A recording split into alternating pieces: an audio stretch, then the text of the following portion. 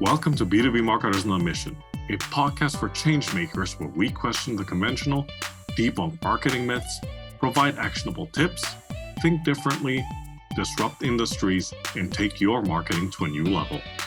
From improving your campaigns to making you a better marketer, these are the inspirational stories that will help us change the way we think and approach B2B marketing one conversation at a time.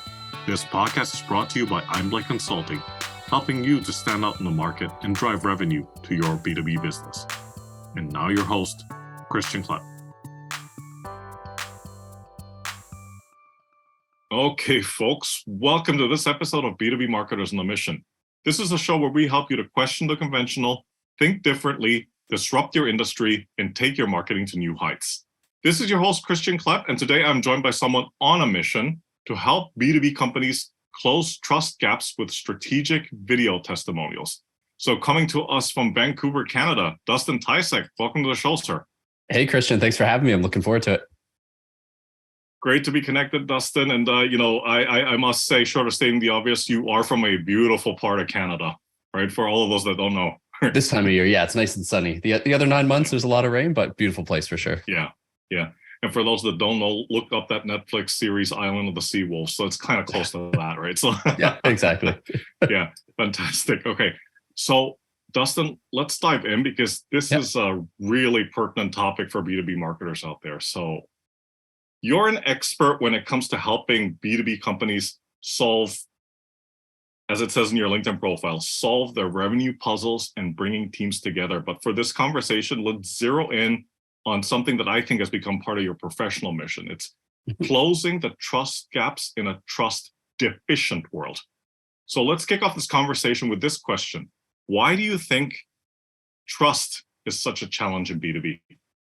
Yeah, I think, if you look at the data, even historically, back in the day, the trust level for sales and marketers is about as low as lawyers and dentists, right? Like there's certain people who just aren't trusted whatsoever. And we kind of got around that if you go back a little bit in B2B because the seller controlled most of the journey. So they could kind of choose what the buyer would see. They could build trust that way. Now we're in this new world where buyers do, depending on where you look in the data, 80 to 90% of the research before talking to someone because they don't trust what the company is going to say, right? Like they want to hear from peers. They want to do their own research. They want to get out there. So there is this lack of trust. And when I say trust gaps, that is the lack of trust that has to be filled before potential customers will actually reach out and engage with you in a conversation. So I think it's snowballing more and more as we go on the trust side and leaning more towards community and social proof. Yeah, absolutely. And you brought up some of those answers already, but how do you think B2B companies should fill that gap, that trust gap? And I know it's a process, right? It's not like this one sentence answer or download this and bam, you've got trust, right? So yeah, it's tough. I mean, I think I almost don't like using social proof because it's kind of this checkboxy thing. But using voice of customer, I would say maybe that's a bit different term, is one way. There's a lot you can do on the product marketing side as well with building trust with the product, making it transparent, giving the people ability to play with it and get exposure to it and trust that way. But I do think voice of customer is a large piece as well. And some of it you can control. Some of it is kind of gamified and sort of BS that people brush off and don't really care about. And some of it just happens organically behind the scenes, like dark social, like everyone's talking about in communities. So the part I focus on is the part you can control that is actually human and relatable, which is legitimate customer stories. We focus on video, but these stories could take place in video, text, audio, any format. I just have my bias to video and, starting with highest fidelity and breaking down from there. Yeah. Of course you do. Yeah. And we will talk about that later on in the conversation. But this is such a great segue into the next question, which I am sure you will have no problem answering. Common mistakes and misconceptions in the world of B2B, once again, when it comes to closing that trust gap and what B2B marketers should do to address those.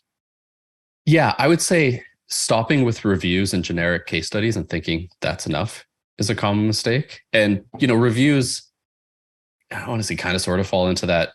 As marketers, we know it's a little bit of BS. And I would say even short form written testimonials on the site. And my reason for that is reviews a lot of times are incentivized, right? You're paying for it. And on a lot of those review sites, you're actually paying on where you show up, right? G2 being the exception, but the vast, vast majority. So I think that social proof is necessary, and that's like a checkbox. You need to show up there because they own the organic search results and your buyers are going to find that. You need to show up positively, which is fine. And then the other part is like generic checkbox case studies. So I've been in this position. Now I'm in a marketing/sales role, but as a marketer, sales would come to you and say, hey, we got these 6 industries, go get a case study in each. I need it. And they don't care about the story. They don't really care who the customer is. It's just this checkbox. Do we have a story? Do we not? People don't read them most of the time. So I think focusing on that, like instead of it being checkboxy, what is the actual story you're going to tell? How does that story relate to your brand positioning and messaging? How does it relate to objections the buyer has? Like, I think it's a more strategic, thoughtful approach rather than just, we need 6 of these, check it off, we're done. Absolutely. I'd like to go back to what you said a couple of seconds ago, because I think it's super important. I had a couple of folks talk about it on the podcast, but over to you, Dustin. How do you save the world of B2B from boring case studies? Yeah, I mean, if we're gonna go down like the checkbox boulevard, right? Yeah, I think is tell the story of the person or people involved in the software and not the company. Like, there's nothing more boring than company X had 2x ROI with our product and, a 300% improvement in this. And this is what the company did. What they want to know is like, what is the job to be done of the person who's giving this? How did you impact their job and their career? How did you make them look like a hero? And then how did that impact the business? So that's part of it. People relate to customer stories, I think, more. And then there's a lot on length and format, right? So I think you have to be really far usually in the buyer's journey to sit down and read a long form case study if you're going to read it at all. Like, it's a big investment sitting there reading 1,000 words. So I think that's part of it as well. Like, make it snappy, make it short, make it engaging, and have it actually tell a human story that people can connect with. Yeah, no, those are some really good points. And again, another great segue into the next question, because, man, and you probably know this better than most, but in order to have like really these case studies or video testimonials that really knock it out of the park, right? Short of stating the obvious, you have to have a deep understanding of who the customers are and at what stage of the buyer's journey they're at, right? But talk to us about the importance of those. Yeah, I mean, that's kind of a necessary thing to do before, and also a nice side benefit of doing case studies. You get a lot of customer research and you understand the customer a lot better. And I think whether it's a video testimonial, a case study, anything, usually it begins with an interview. I would say 90% of the time, right? And that's where the actual research and thought goes in, is asking the right questions. It's really easy. I'm sure if you Google what questions to ask in a customer interview, you're going to get this generic, why did you recommend us? Why did you choose us? Think back to why you purchased us. And those are fine. And, you still need those to help tell part of the story. But think more critically about, okay, I'm going to chop this up into different pieces that are going to live at different stages. So if my buyer is in the unaware stage, what do they care about? If they're, in the consideration stage and comparing, what are their question, fears, and doubts? Ask questions about that. And you're going to end up with a more engaging story, and B, more pieces of content from a single interview. Because I think that's where a lot of people go wrong, is 45 minutes of your customer time. You ask them a bunch of questions that are kind of the same, and they just repeat the same stuff in different words. And you end up with one 90-second video or one written case study, which is fine. But why wouldn't you try to get, 8 to 10 pieces of content from that interview that you can use, your sales team can use, your CS team can use, your marketing team, demand gen team? Like, I think that's a better use of time and the strategy you should take. Yeah, no, absolutely. Like, I totally agree with that. I wanted to throw this question out there, Dustin, because I know that you can answer it, no problem. Absolutely agree with, having to conduct this customer research up front and how important that is. It's one thing to interview a customer that has had success with said product or service, right? Mm-hmm. And they're really happy with the experience and whatnot. But what about customers or clients that have either, they've canceled the contract, the lead has gone stale. Yeah, it was a potential piece of business that said company did not win. How important do you think it is to interview or conduct research with companies that fall into those 3 categories I mentioned, and how would that influence the way that you do video testimonials? Yeah, I think that research is super important. I mean, obviously you don't want to plaster that content on your website and lead with it probably, but it helps inform the questions you ask in a video testimonial. So, doing a loss analysis, let's say, of deals that were competitive that you almost won, maybe you incentivize it $25 to get them on a call because people usually don't respond to that. Then you know why you lost and what those objections were, because sometimes they don't come out in the sales process. So I think there's value in that for knowing the shortcomings. And then you can find a way to actually address it and come up with content that can solve that. Oftentimes, feed it back into product, because sometimes it is just a straight, we don't have this feature, we don't have this functionality. But I think those, in general, customer research there needs to not be a siloed thing that some team off to the side does and they don't let the rest of the revenue team know. And B, yeah, you do need to interview ones that you didn't win that weren't positive so that you can get those effective stories from the ones that were positive that address those issues. Yeah. I mean, I'm probably going to oversimplify it here, but it's tempting to have those success stories where it's like a high five moment for everybody in the organization. Yeah. And nobody wants to have the tough conversations to your point about, well, we lost this piece of business because either we didn't have the product or big surprise, maybe there was a customer that was not satisfied with the experience that they had in our, with our company at all. Right.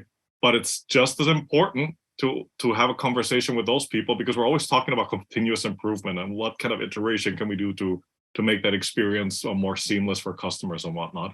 And sometimes in order to your point, to generate those insights and to extract that information, you're going to have conversations that are, well, they're going to be a little bit tougher, right? Because you're going to talk to people that were probably not satisfied with what they were getting, right? Yeah, 100%. And I think kind of the, off to a tangent there a little bit, is the ones who maybe hit a speed bump as well and are now happy or somewhat happy. Those are actually some of the most compelling stories. Of, this part was kind of difficult, but this team turned it around, knocked it out of the park after maybe a rough onboarding. They addressed our concerns. That stuff's valuable as well. Yeah, no, absolutely.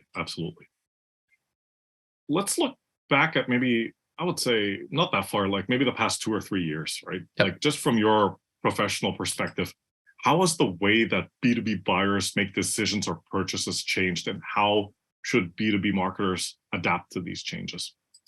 Yeah, I think, it's the channels that used to work kind of sort of work. And we probably thought were better than they were because of how attribution works, right? Like we thought just pour money into Google. But when you're actually looking at how people are buying, it's usually they do a bunch of research and they talk to peers, right? This like the reference call thing, let me talk to a happy customer things is happening behind the scenes without you setting it up nowadays, whether it's in a Slack community, a colleague they know on LinkedIn, even just cold back channel messaging. So I think there's a lot more, let me talk to my community and my peers and figure this out. And it ties back to trust, probably because they don't fully trust the companies. And part of that is, especially on the tech side, I think products are getting not fully commoditized, but pretty damn close, because it's easier to build things. It's quicker to build things, and that's just escalating. So they want to know about the experience of being a customer, not just the checkboxy, what feature does it have? You're still going to get those annoying RFPs where it is just checkbox and price. But more and more buyers, I think, are taking the approach of talking to peers and really understanding what it's like. Yeah, no, that's absolutely right.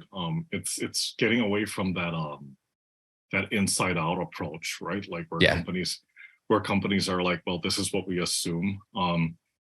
This is our assumption about how the market behaves and how our buyers behave and whatnot. And I can't claim credit for this because this is somebody else that said it on LinkedIn, but it's shifting to that approach where you create a more positive experience based on the way your best customers buy. Right? Yeah, that's a really good way to look at it. Yeah. No, absolutely. All right, Dustin, I call this one the Lego approach because it requires you to break things down into their respective parts. Okay. Yeah. But break it down for us. How do you build? And you've answered. You've given some of the answers already. But like, how do you build trust and credibility through the different stages of the buyer's journey? Yeah, I mean, it does go back kind of to asking the right questions and basically having a proper understanding of your buyer and mapping out their needs. So the approach we take there is think the traditional stages: unaware, aware, consideration, decision, all the way through to expansion and renewal. we map out what are the key topics people care about at that stage, right? And what do you need to do to build trust? So think unaware. In our case, for our like go to market, this is cold LinkedIn ads to a targeted list of accounts. They don't really want to hear people just talking about Testimonial Hero. So what we want to do is have our customers evangelizing the category. Like, what was the impact of video testimonials? Why are they important? Not really talking about us. As a byproduct, of course, the ads are from us. So, there's the relation there, but we're not just spouting about us because people aren't in that comparison stage and they don't care. Whereas it goes to the remarketing stage, they're aware of us. We want to drive home our differentiation and why it matters. When it goes to the sales stage where, we're in a competitive deal and they have specific objections, we want content mapped to that. So short video snippets that handle specific objections. So to give a concrete example there, one of our common objections in more enterprise deals is, we're a big company. We have a video team. Why should we work with you? And we have testimonials from companies like HubSpot saying, we also have a big video team. We work with Testimonial Hero because that video team is busy. Getting in the queue and getting stuff done is almost impossible. They do this faster and better than we can because of, capacity. That's compelling. And we've tried with us saying it and it's, yeah, you're a seller. You have your spiel for everything, but when it's from a customer, it's valid.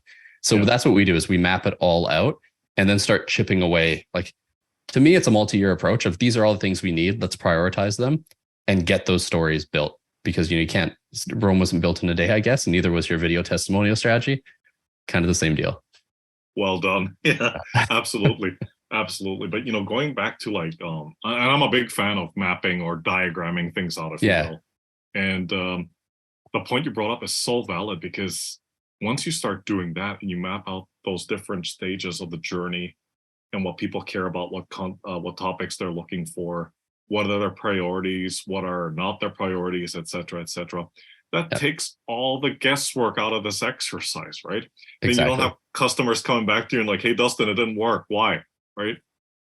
Yeah, exactly. It's one of those things like if you don't put up the work up front and it also come to the kind of the measurement side and how you assess it a little bit, because this is one of those things that isn't a direct one-to-one. It's not let's put $5,000 into this keyword, like in our case, video testimonials, and see what the return is and map it out because they're searching in their, in that demand capture stage.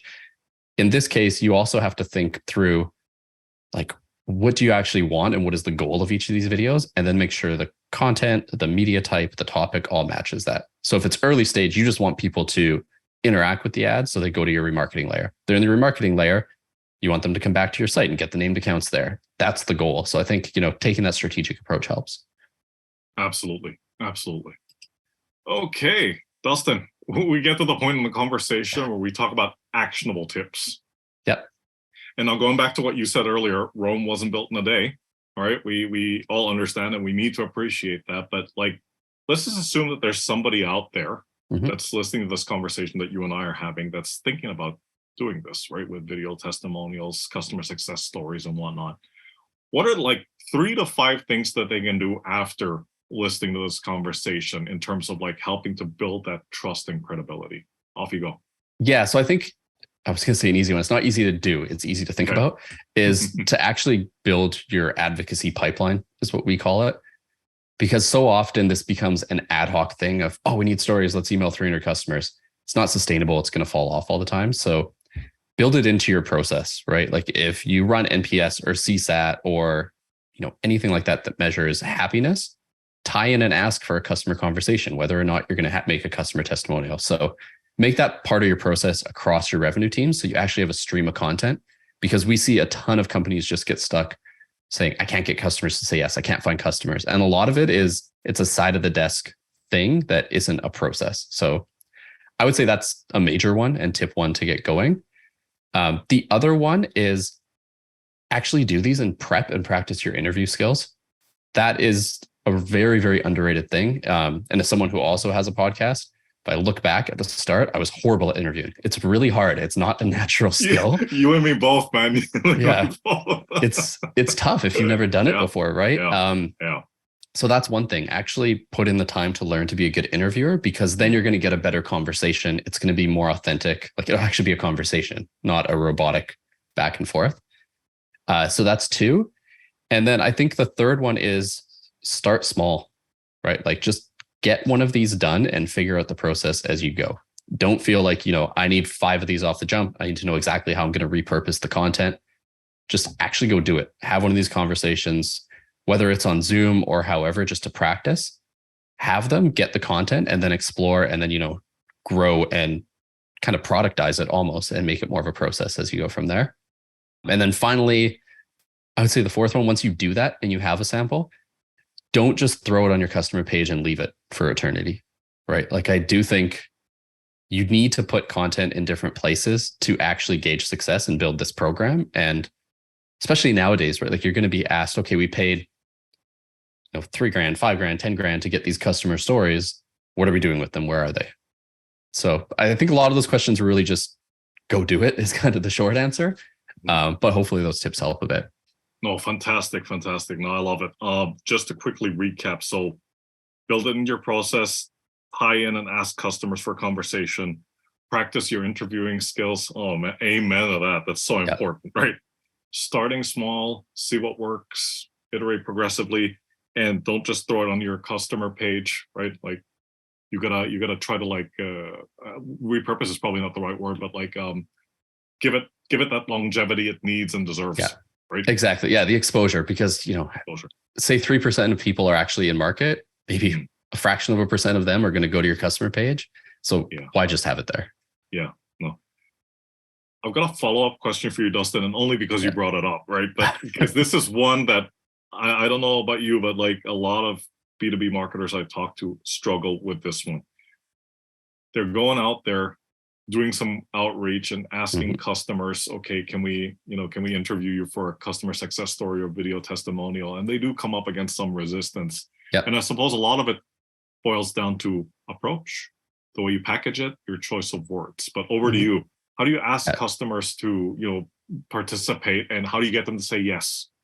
Yeah. So I have a few suggestions on the messaging side. I have one maybe more boring approach that you have to do first, and it goes back to tying it to process. So actually one of our most successful ways to do this is we don't like giving discounts. We don't really like the word discount. I think most sales and marketing people don't. That being said, we'll give in exchange for a get. So we actually build this in early stage for a sales process. So that's one tip that I don't think people do. Like a lot of people do the CPS, CSAT. But if it's hey, we're going to give you 5% off if you agree in 6 months, if you're happy to do a testimonial, no obligation. Like we just want to get it there so you're aware. And then you're planting the seed early. So that's, I think, a key point, planting the seed early.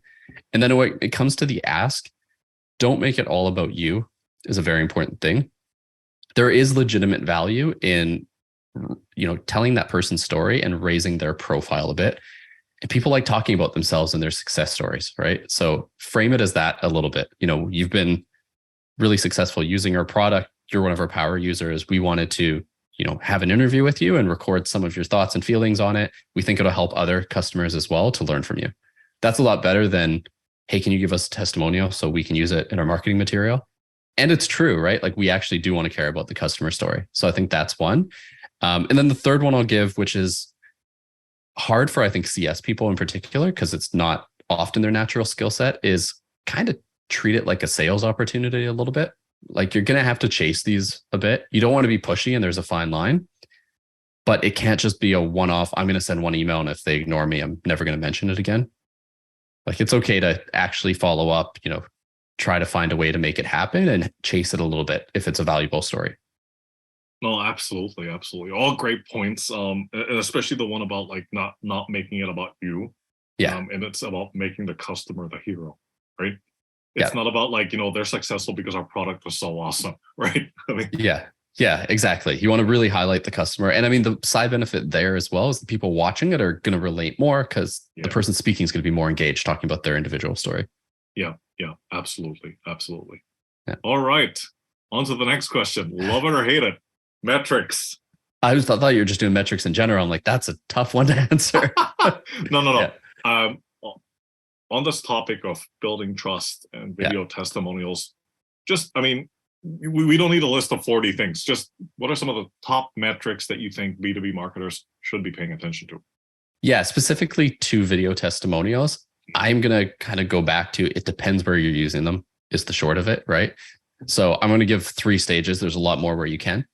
But if you're on that unaware stage or the remarketing stage, I would actually check the engagement on your ads in comparison to other ad types, right? Both from a watch perspective to how many click through to how many, actual social engagements you get.